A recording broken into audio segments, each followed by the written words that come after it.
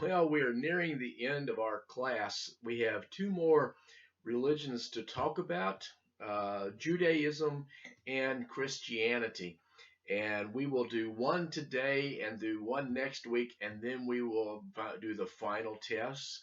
I need to get your papers as soon as possible to be getting those finished up and graded. So if you could send those to me, that would be wonderful.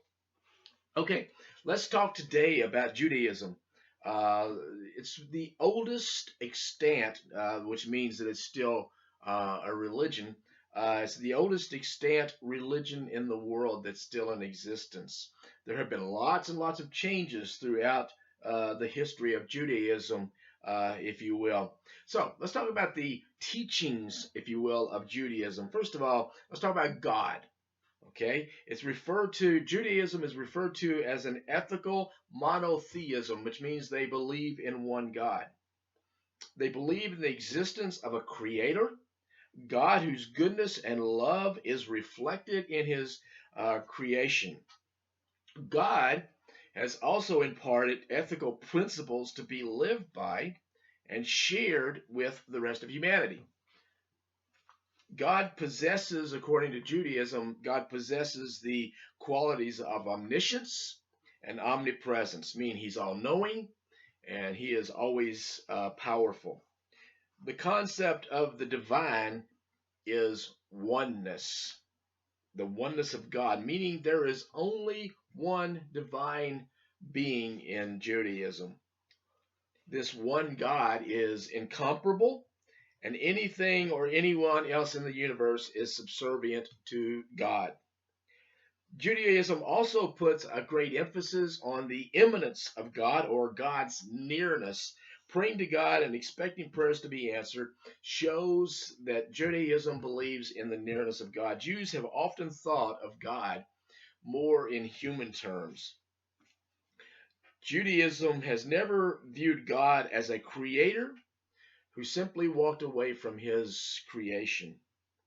Now, let's talk about the problem of evil. How can God tolerate the existence of evil in a world that God created? This has perplexed Jews and people in Judaism for many centuries, if you will.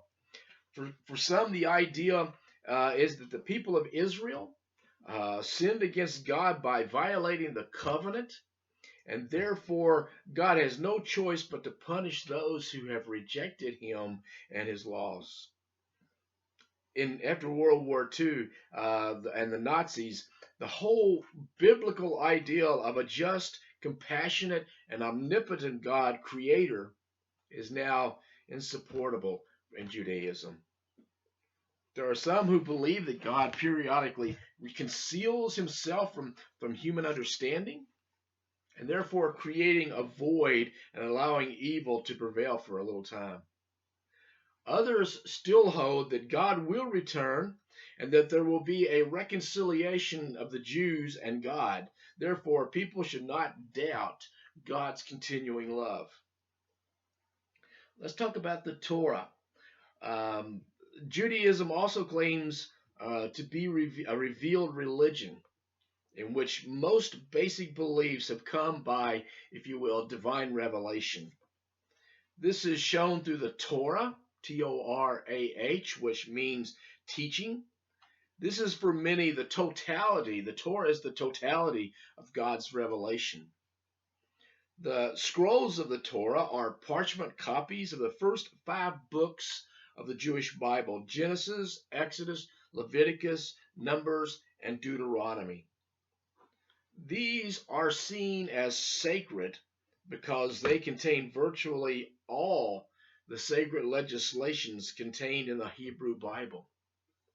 The Torah has often been referred to as the law. Okay. The Talmud, Talmud, is a multi-volume interpretation of the Torah. For many Jews, the Talmud may even be equal, if you will, with the Torah, making it almost a second scripture in Judaism. Many rabbis today are educated in both the Torah and the Talmud. Now, There's another term, mitzvot. Mitzvot is divine commandments. Judaism is described as a religion of divine commandments. By the time of the rabbinic era, the number of commandments found in the first 5 books of the Bible were 613 rules and regulations or commandments. Each of these were a link that was held together, and they were not to be broken. Today, many people are no longer, no, excuse me, today many of these laws are no longer applicable because of society and because of the lack of the temple. The temple was destroyed. The heart of the commandment, or the heart of all the commandments, can be found in the 10 Commandments, which is in Exodus and Deuteronomy. These serve as a bedrock for Jewish faith.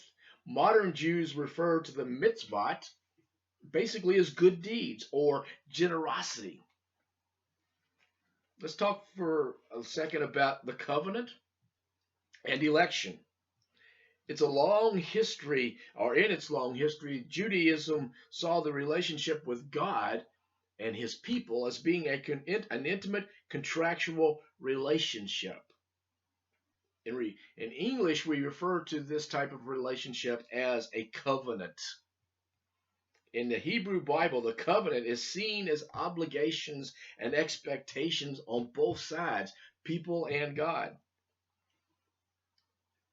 On God's part, there is an unconditional promise that was given to Abraham, and that many of his descendants would come along and they would occupy the land that God was giving them.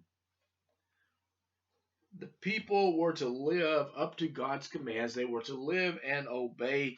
It's not, if they didn't do this, that there would be famine, and there would be war, and there would be exile, which we know happened. All three happened. In 1948, this concept has been diminished, if you will, and more of an emphasis placed on the enduring love and forgiveness between God and his people. There's a word I want to share with you. It's called election, and it has nothing to do with politics. Election is the belief that Israel is God's people, chosen by God, and God has caused a deal of hostility and misunderstanding because of this idea of election. Israel, in another way, was to become a holy nation. That's exactly what it was. Totally obedient to God and representing God to all the other nations. After many years in the diaspora, diaspora, which means a scattering of the Jews, many of the Jewish people now see the role of serving God and humanity. They don't see it necessarily as a religious superiority over other people. Conversion for men, this would entail circumcision and immersion in a ritual pool. For women, it would simply be an immersion in a ritual pool. Let's talk about Israel. Israel, since 1948, it is representing a Middle East nation that bears the name of Israel. For many centuries, beginning with the Hebrew Bible, Israel was seen as a political and a spiritual community. Jews through the centuries have seen themselves as members of a simple, extended family and a faith community held together by certain beliefs. Many people today practice Judaism, and they feel comfortable with their identity, both their religious and their ethnic identity. The Jews do believe the Messiah. At first, the Messiah was seen as anyone who was ceremonially anointed with oil in a preparation of becoming a king or a priest. In the years marked AD, the ideal of a Messiah started focusing more on a heavenly redeemer sent by God to save Israel. Okay? Afterlife. They do believe in afterlife, the world to come. Beliefs in the resurrection of the dead and immortality of the soul. Some Jews still believe it. Many believe the soul went to the underworld and remained there for eternity. But after the book of Daniel was written, there's an explicit reference to the dead rising to life. And for a long time, and still yet, that belief is accepted in Judaism. Even today, the concept of afterlife is still found in Jewish prayer books. History of Judaism. First written reference to the Hebrews or the Israelites can be found on stone in Egypt, dating back somewhere around 1200 BC. And the stone reads like this: no other references to Israel, which goes back to the time of the Pharaoh who sent them out. And they said, no one is to mention them again. Eventually, several military conflicts brought defeat to Israel. The Assyrians, the Babylonians, we know they were exiled. Israel was destroyed, and many of the Israelites were taken off into captivity. But even in the exile, the people of Israel maintained their national identity, and they also had their religious memory. Once released from exile, many of the people went back to their communities. They went back to their homeland. Other Jewish communities arose in the places of Mesopotamia, Greek-speaking, and Roman areas. These communities are referred to as the Jewish diaspora, diaspora, Jews living outside of their historical homeland. Let's talk about the biblical period. Segments of the history of Judaism, epochs, epochs, mark the key events. First, there is the patriarchal period, Abraham, Isaac, and Jacob. And then we had the Exodus from Egypt, and then eventually the time of the monarchs. And then there was a rise and a fall of two kingdoms, the northern kingdom of Israel and the southern kingdom of Israel. But Abraham was the key figure in the covenant. The Exodus from Egyptian slavery in Egypt, this would always and still does remain a pivotal part of the Jewish history and the Jewish faith. After the laws were given to Moses, the nation of Israel became a community based on a common faith and also based on a commitment to Yahweh, Yahweh, which is God. They would no longer be a tribal group of people bound only by bloodlines. There were two kingdoms which eventually was found in Israel, the kingdoms of Israel and Judah. The dynasty of King David established, if you will, a united kingdom. But after David, the throne was passed on to his son Solomon. And with Solomon, there came the building of the temple, which is very important in Judaism. But following Solomon's death, a northern tribe seceded from the southern tribe, and a new kingdom of Israel was formed, and the southern tribe would then be named Judah. There was a second temple period. After the Babylonian captivity, a small band of exiles from Babylon rebuilt the temple, which the Babylonians had destroyed. But when they rebuilt the temple, it symbolized a renewal of a central ritual life.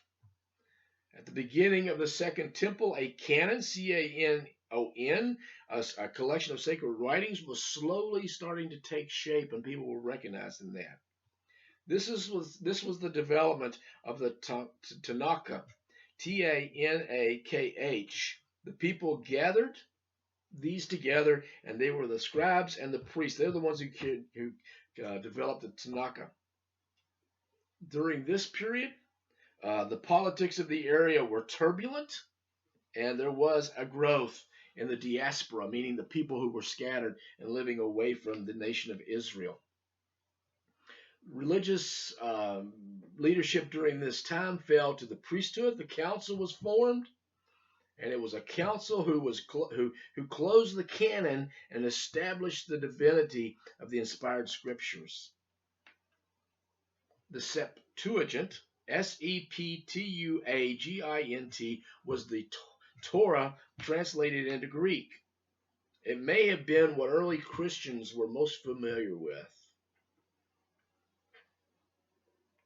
There were divisions and there was revolt and increasing tension built within the Jewish community. Some wanted to assimilate into the Greek and Roman culture. Some favored to remain more traditional. At this time, we had the Maccabean revolt. Traditionalists found these were traditionalists who found that assimilation was not right. It ended with an autonomous Jewish state. It also helped us see the rise of the religious parties during the Maccabean revolt. Religious parties began to arise. The Pharisees, we hear about them in the scriptures. They believed in the oral Torah. Most followed among Jews. The oral Torah incorporates the teachings that God imparted to Moses at Mount Sinai. The Pharisees also believed in immortality and the resurrection of the dead. There were the Sadducees, Sadducees. They were a devout group of Jews who basically withdrew from society, and they held a radical view of the end of times and judgment. They preserved the religious writings in jars, which were later found at Qumran, and we know them now as the Dead Sea Scrolls. The formative years of Judaism after the fall of Jerusalem and the destruction of the Second Temple, the third epoch period began, and that was the Rabbinic Age. Without a temple as a central religious center, synagogues became the worship place. They were under the leadership of the priesthood, and Jews gathered for religious leadership and communal prayer in their particular synagogues. This gave rise to a clerical leadership known as rabbis or religious intellectuals. With the rabbis came the writing and the compilation of the Talmud, second only again to the significance to the Torah. The Talmud was a multi-volume set of commentaries on the Torah and the whole Jewish Bible. It was to take the Torah, clarify the terms, and relate it to daily life. There came a conflict between the Jews and Christianity. To the Jews, Christianity was seen more as a heretical religion, and all Christians were to be banished from the synagogues. They couldn't worship there. The very thought of God in some kind of human form was unheard of in Jewish religion. But when Augustine converted to Christianity, the great Augustine, he had a punitive legislation opposing the Jews. Judaism always encounters Islam. Muhammad was able to subjugate militarily many of the Jews who were living in Arabia. And according to the book, Muhammad's attitude towards the Jews was ambivalent, unlike it is today. The modern era. It can be studied on two levels in Judaism: political and philosophical. In the beginning in the West, the Jews were unable to become a real part of society, and for many years, the Jews were forced to live in ghettos, or something that might be referred to as a ghetto in today's terminology. There have been some reform movements in the United States. Most reforms started as simple rabbinic sermons being given in the language of the nation in the synagogues where they were located. Men and women were for the first time able to sit and worship together. By the 1840s, reforms became more anti-traditionalist, and they considered Judaism to evolve. There is Reformed Judaism, which is the Pittsburgh Platform, is what they call it. It's negative to the ideal of Jewish exclusiveness when it comes to God's revelation.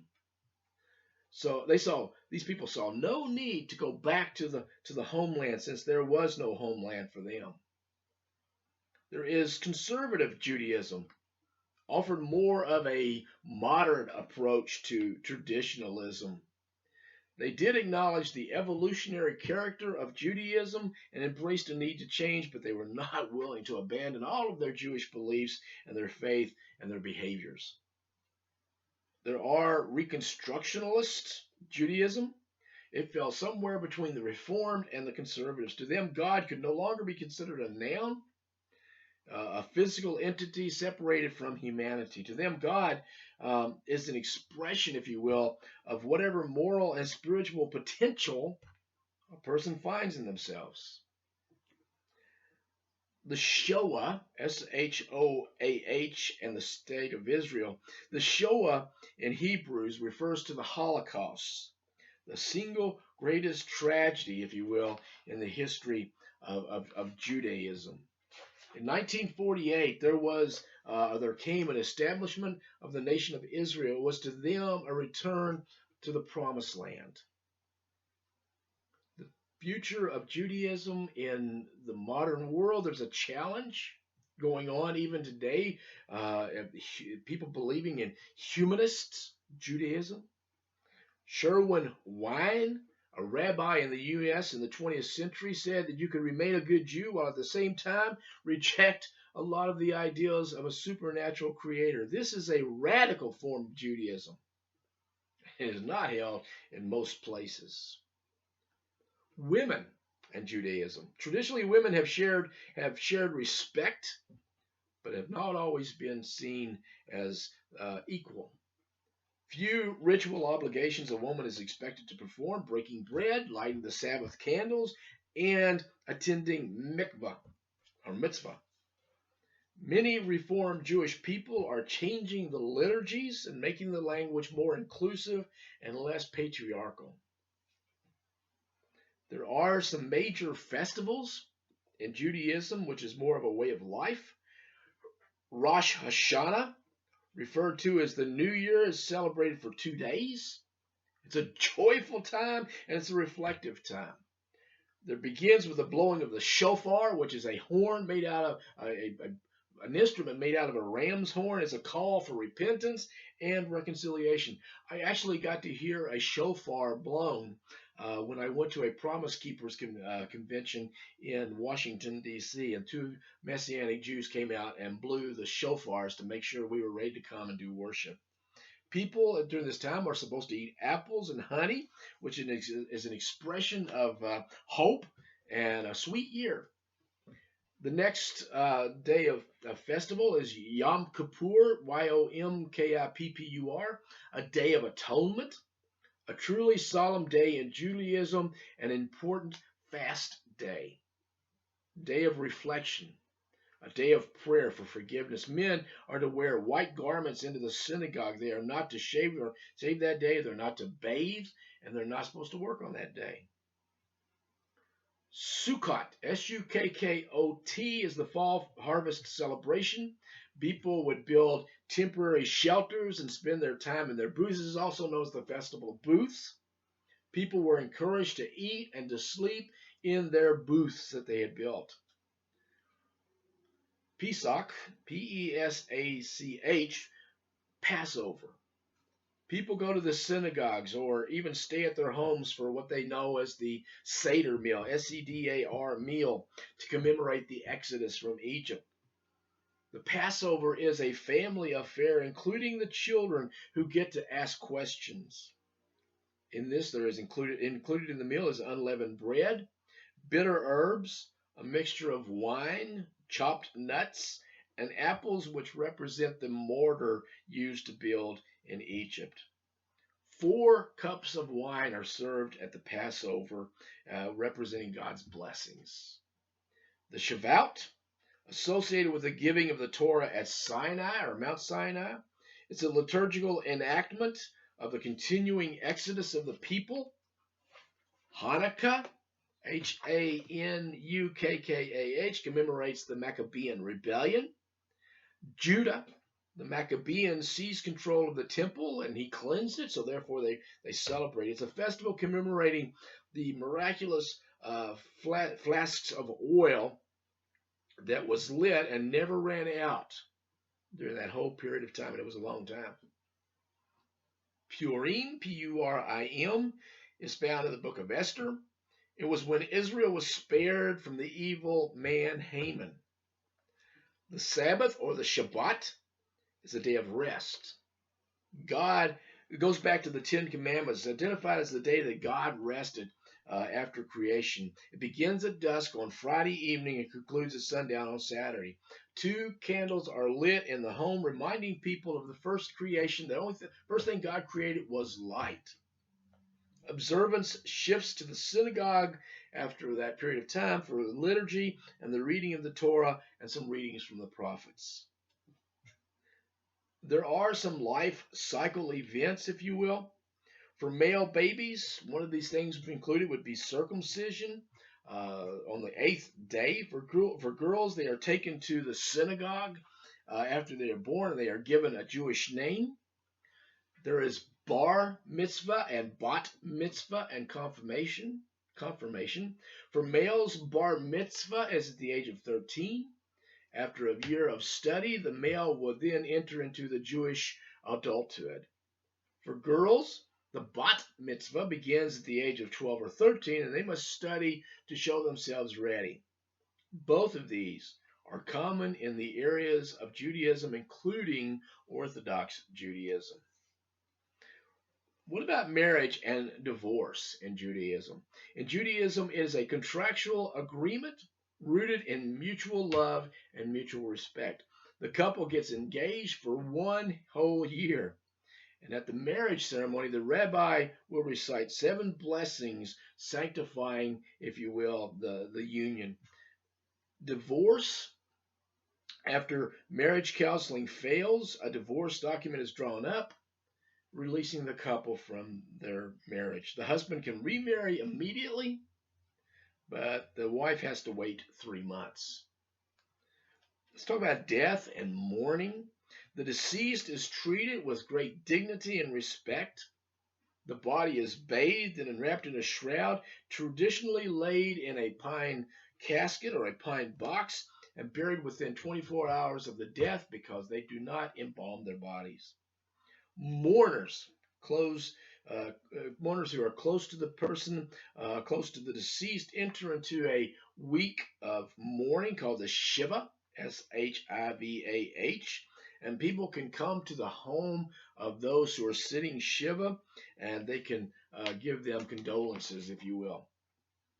Other practices in Judaism, strict dietary codes. They may eat only animals that have been properly slaughtered, meaning there's no blood left in the meat. Only animals that with split hooves and animals that chew a cud, meaning cows for the most part. No fish without fins or scales. No insects. No meat dish can be eaten at the same time as they're served in a milk dish. Family purity, prayer. Judaism from its roots has always been a religion of prayer. After the destruction of the temple, worship shifted to the synagogues, and that was a place of prayer. Men always wear a prayer shawl, and phylacteries, or these things that are attached to their arms, or prayer amulets, or maybe it's on their heads too. They are used for the prayer time. Head coverings are worn in the synagogue, always. For men, this is a yarmulke, Yarmulke, which is the little beanie-looking thing on the back of the head. And my friends, that is Judaism.